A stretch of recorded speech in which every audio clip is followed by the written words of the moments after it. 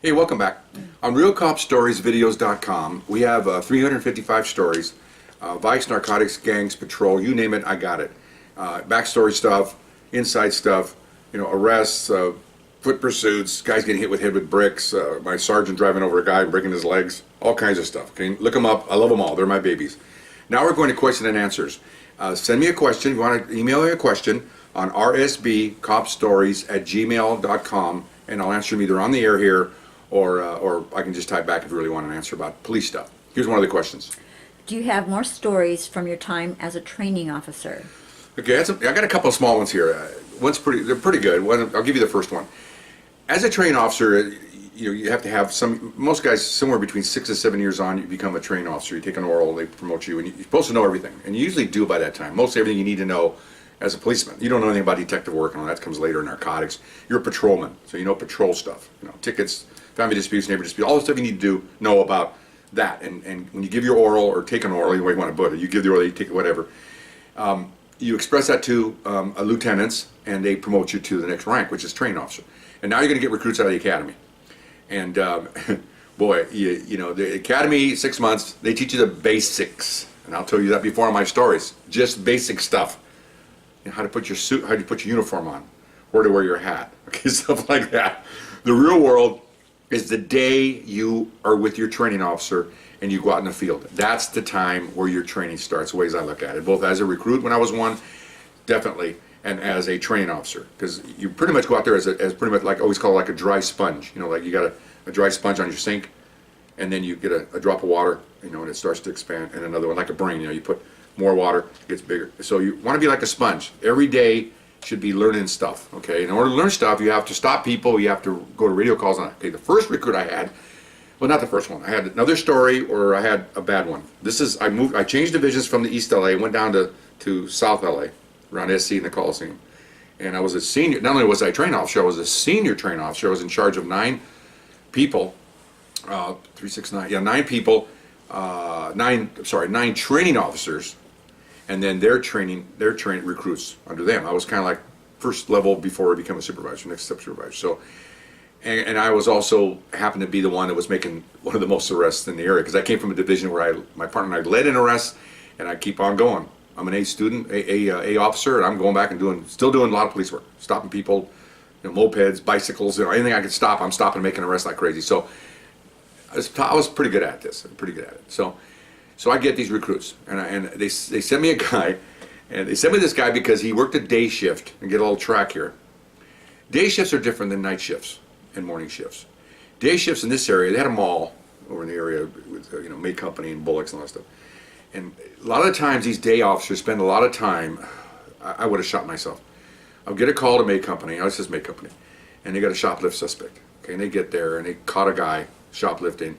They run his record. He's got a previous shoplifting, so now it's a felony. Okay, so they take him in. They spend the whole day processing this guy. And this is what they do. I always thought this was more like security guard police work and not policeman police work, because while these guys are inside doing this May Company theft, there's calls going out, robberies in progress, and stolen cars, and they should be doing that. Okay, security officers should be doing this. They should have them come into the station.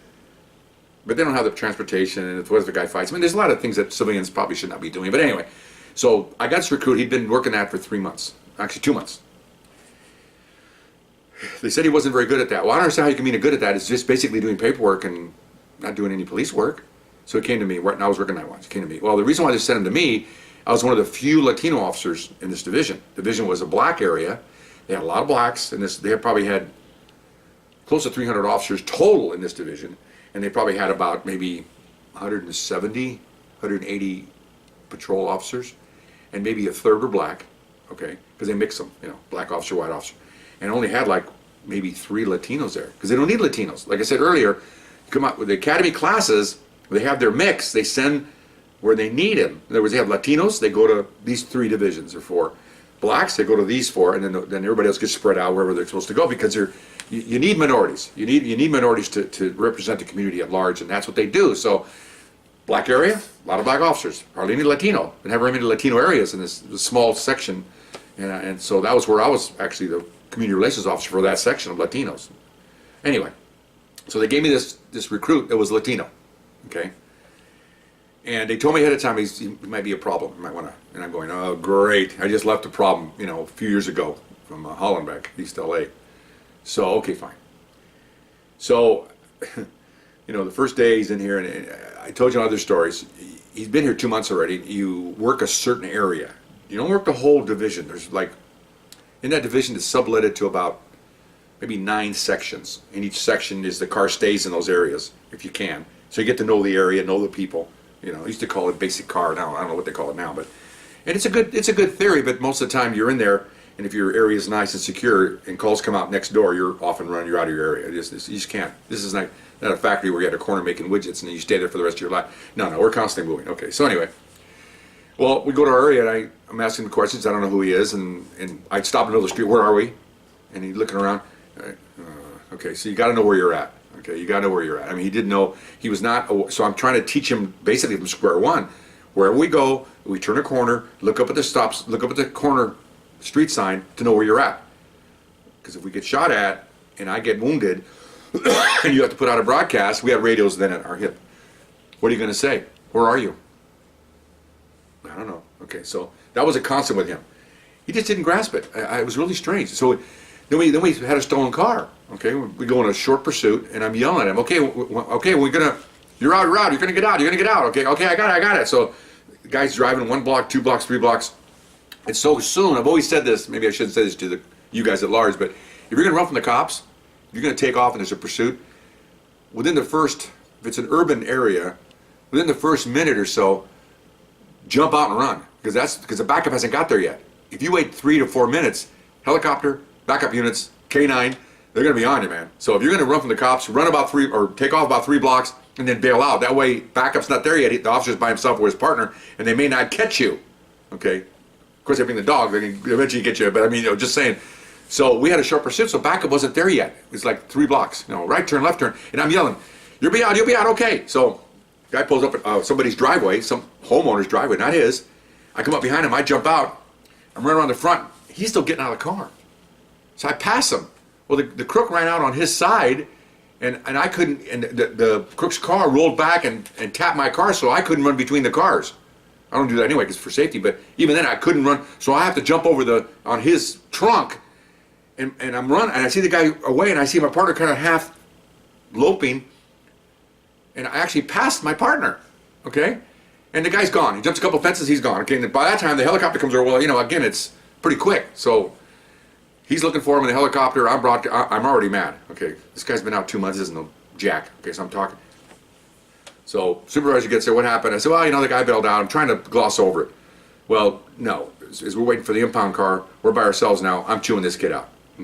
It's your job. Don't you know anything? Okay, so, okay. Well, turns out he wasn't getting it. Okay, we get a simple report.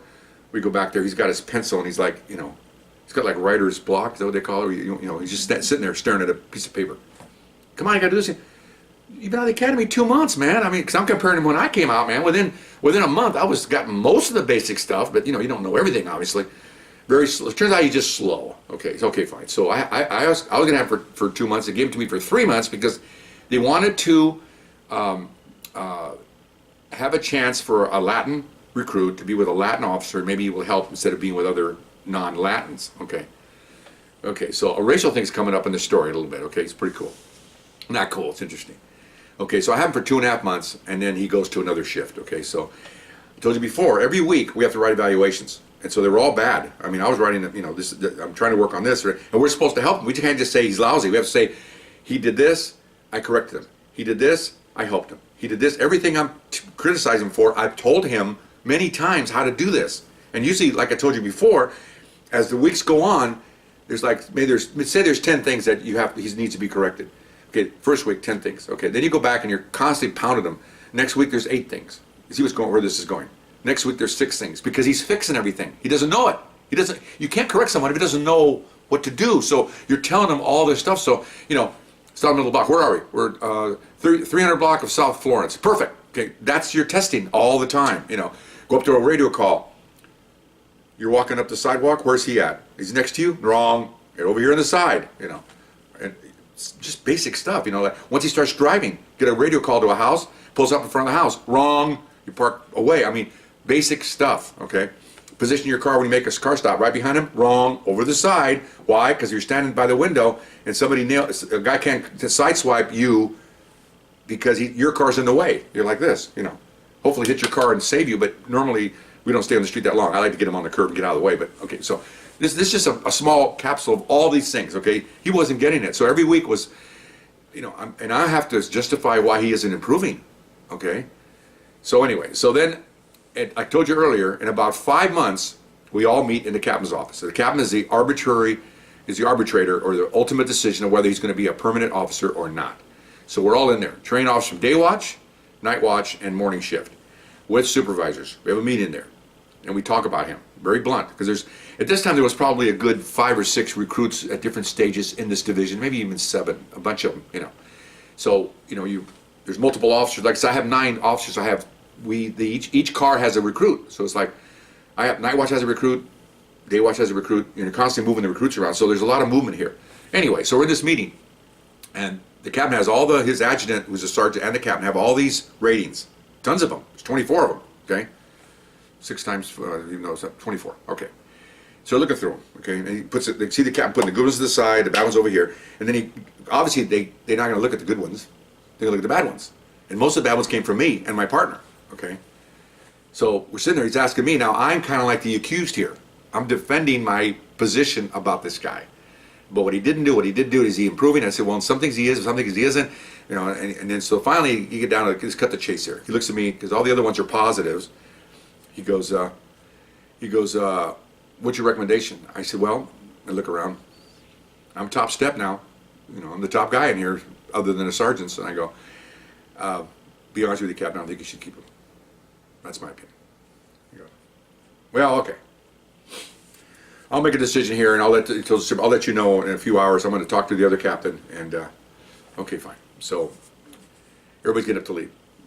He goes and looks at me. I want you to stay after. Okay, well, he wants to talk about it without people being around, obviously. Okay, so I'm going, okay, well, at that point I had 11 years on, been around a while, trained officer for about 5 years, worked vice and gangs, all those stories I told you about. I've been around the block a lot. I've done a lot. I work with all kinds of partners, black. I haven't worked with females yet. It's coming up. Blacks, Asian, Caucasian, Mexican, you name it. I worked almost, you know, okay. So I've been around. So he says, have a seat. I go, so you really don't want to be an officer? I said, no. He said, well, I'm leaning for him to be one. I said, well, sir, it's your shop. But I want you to know that if you make him an officer, against publicly, with all the other people around, and between you and me right now, I said, I'm pretty much, this sounds chicken cap, but I pretty much wash my hands of it. Because if he goes out there and gets in trouble, he shoots somebody he shouldn't, officer gets hurt on it because he didn't back him up, or all these things that I wrote down on these pieces of paper, it's your responsibility because you're the captain. Because I wouldn't make him permanent. He goes, well, you know, there's a chance, here it comes, because the recruit is Puerto Rican, and I'm Mexican, which doesn't really mean anything, but in his eyes it did. He goes, he leans back in his chair. By the way, the captain was Irish. This is America. Okay? Everybody's got different races. Okay, so he goes, could it be that maybe is there a racial thing there? And I could not believe a man of his command could actually say that. I go, what? He goes, you know, you being a one Latino, you know, extraction, and him being another, and you know, we don't know if those two races get along. And I'm thinking, the more you talk, the more stupid you sound. Okay, this is the initial start of me reacting to really incompetent people of bars. You know, there's bars and stripes here, and I like, what? So I go, no, sir. I said, I only look at anybody as blue. I said, he's blue. I don't know what the hell he is.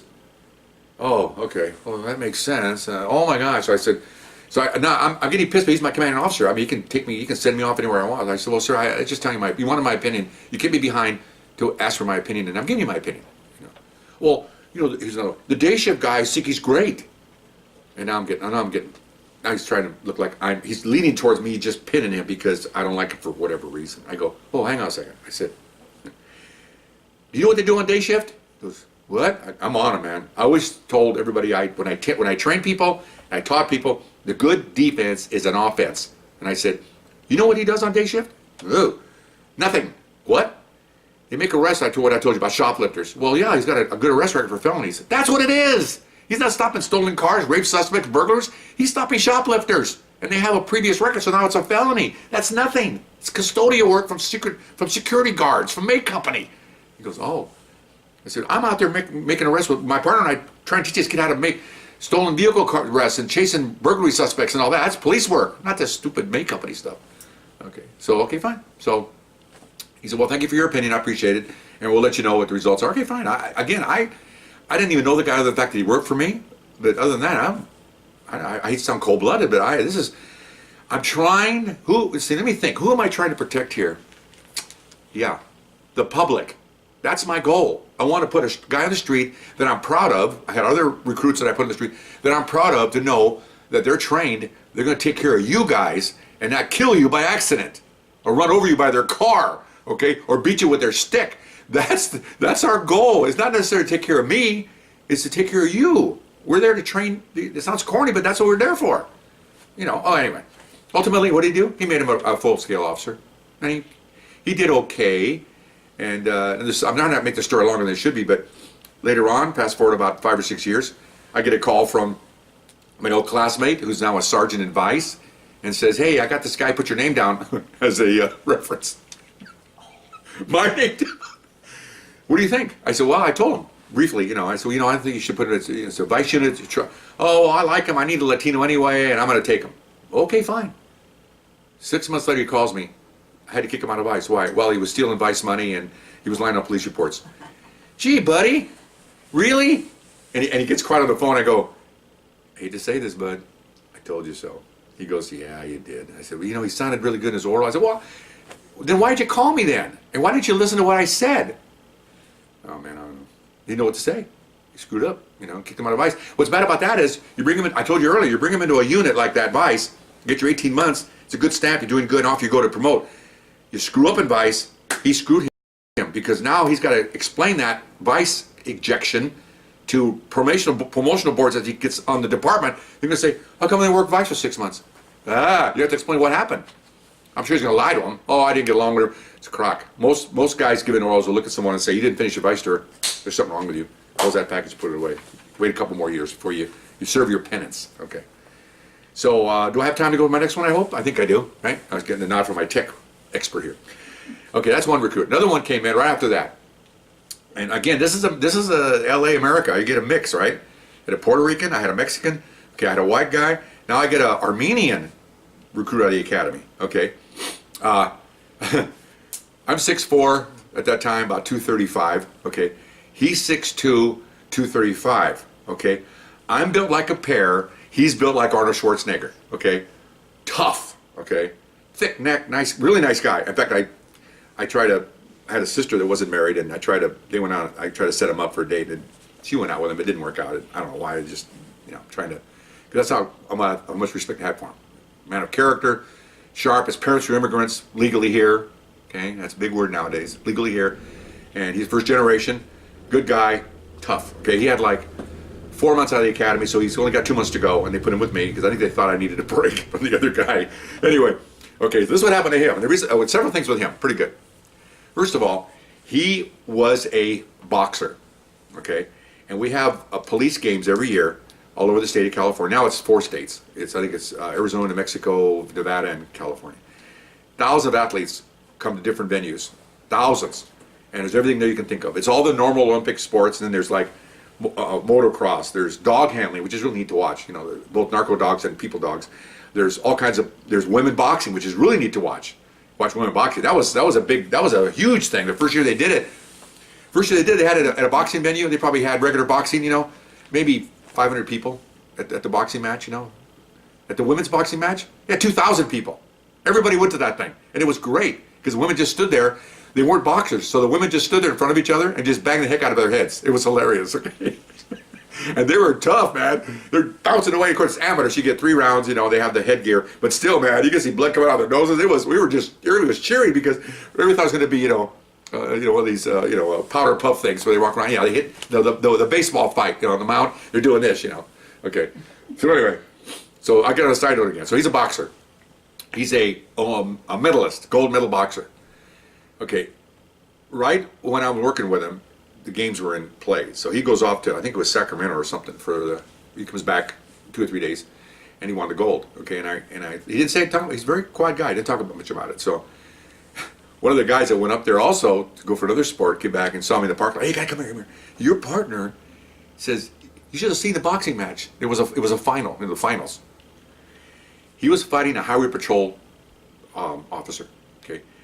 The highway patrol officer, just so you have a perspective, I'm not being racial here, just happened to be black. Big kid. He's like 6'6", 260, heavyweight. And my partner was heavyweight. And everybody's cheering, you know, they're in Sacramento, so that's the home turf of the highway patrol. They have a academy up there, so all their people are there. They've got big signs and everything, you know. And he's very quiet, my partner. He just sits there, you know, and had some people, obviously our guys were cheering him, but it wasn't like as vocal as these guys. Kind of going to a home game versus a baseball game, you got the home crowd. They get out there. Okay, they're walking around bouncing. Remember now, it's only 3 rounds. The guy told me they started doing a little body hitting, and I guess he hit the guy so hard here, okay, in the ribs on the first exchange, backed away. The guy goes like this, and he holds his arm down like this, and my partner's coming at him, and he's trying to do this. Well, it's over. He can't raise his right hand. And as soon as he did this, Armand hit him with a right, and he starts staggering. The ref went in there because the referees are all what do you call it? State-sanctioned amateur referees. They don't want to make sure everybody's safe in there. He went in there and stopped it. He said, it's over. And he won the gold. My partner did. So he's all Arab excited. He sat there, couldn't raise his arm. He broke 3 ribs with a gut shot with his fist, I mean, with the mitt. He has gloves on, and he broke his ribs. Okay, he couldn't even get up. And apparently the high patrol officer had won every bout within the first round. He was kicking everybody's ass. Not this one. Okay, so this is a good guy. Okay, so here's a pretty good story. Again, this is one of the few times that I didn't see it, but I was told by him in the car, maybe 8 hours, and this is what he did. Okay, he's going to go home on, he's going to take a week off or something to go back to visit his parents in New York. He's from New York. He said, the reason why I know is because my captain calls me when he got back and said, hey, there's a accommodation coming from the airlines to your partner. So make sure they want to present it. They had a local airline branch out here that wanted one of the presidents out here wanted to present him the award, and he wanted to make sure my partner was there and what he was going to wear, nice uniform and the whole bit. Okay, fine. What happened? What do you do? Okay, so I found out from my captain and from him eventually what happened. Okay, he's flying cross country. I think it was Pan Am. I think when Pan Am was around. Anyway, I don't remember the airline. And he, in those days, I think he still do it now. If you're going to fly with a gun, you can put your application in, and give it to the pilot. He authorizes you to carry the weapon on the plane, and then that way they know they have an officer in there and all that good stuff. This is before air marshals and all that stuff. And I think they really like having officers in there, even though you probably shouldn't shoot your gun in the plane because bad things can happen. But anyway, so he did all that. So he's sitting, and he just got out of court. He got out of court, got a cab, went right to the airport, and he's flying. So he's in a suit, and he said, "I'm sitting there." Stewardess comes over, and the pilot would like to see you. Oh, okay. He thought, he didn't want to see a cop. So he goes up to the front. This is before they had these barricaded doors now, because of 9/11. He says, I walk in there and I see the clouds coming through the window. Whoa, they're all turning around, look down. There's all kinds of people in there, navigator, radio guy. They all turn, right, because they know there's an officer now, and he's a big guy, and he fills that door. He comes in, they close the door. What's going on? So the pilot, the co-pilot's flying. The pilot comes around, he introduces himself. He goes, we had an incident back in Coach. Oh, he goes, oh, here it comes, the police work. Oh boy, he goes, we have a drunk customer. One of the ladies tried to take some drink away from him because he's too drunk, and he punched her. She got a broken nose. She's over and over here. Now, what? Okay. This is before 9/11. Nowadays, they probably would have just beat the passenger would have beat him to death nowadays. But in those days, so he goes, okay, what do you want me to do? Well, we'd like to see if maybe you can hold him down to it. We called ahead. They're waiting for us. They're like almost there. They're waiting for us, but I thought you could help us. And I says, I'll take care of it. And he tells the pilot, I might have to do some stuff. And he goes, do whatever you need to do. He just punched one of my crew. Okay, fine. A woman. Okay, fine. So, so they sit him down on the aisle, and the passengers here, middle seat. So, and they cleared the seats in front, and they cleared the seats in back. And he walks by and looks in the back, and see the stewardess are all looking at him, and one's got a big ice pack on her nose. Okay, so he goes, son of a. Now he's getting mad. Okay, so he sits down. So the guy's got throwing out F-bombs. So whatever for you. He tells him, just keep quiet, sir. He goes, F you. And he has a drink that they couldn't get away from him, and he throws it in my partner's lap. Okay, in his crotch. Partner goes, boom, right up. with a left cross that his fist, here's my fist. His fist is like this big, okay? He's a boxer, okay? He went boom, and the guy just goes, boom. So then, so everybody's cheering, yay! You know, so then he just grabs the guy, because he's already hunched over. He's got his seatbelt on, so they save him from falling on the floor. Grabs him, untakes the seatbelt, throws him on the ground. You know, and everybody's watching. Well, this is what we do for a living. He jumps on his back, takes out his belt, you know, ties his hands. He says, "You have anything in the back? I got a belt." And somebody left a belt behind. "Give me that belt." So he hog ties his legs, okay, and then picks him up. That's how strong my partner is. Picks him up and sits him in the seat. And you sit there. And they come over. "Would you like a drink?" "You're not supposed to drink." He goes, "No, just give me a soda. I'm not supposed to drink." Okay, so they brought him food. He's eating. The guy wakes up, you know, nose is over here, you know. You know. He goes, "What happened?" He goes, "Shut up." And he looks at him. He just sat there. It was about half an hour before they ascended. People walking by, go to the bathroom, look at him, they're smiling at the officer, give him thumbs up. Because this guy was an ass, okay? Well, as soon as they land, of course, the whole army shows up. You know, cops everywhere, drag him off.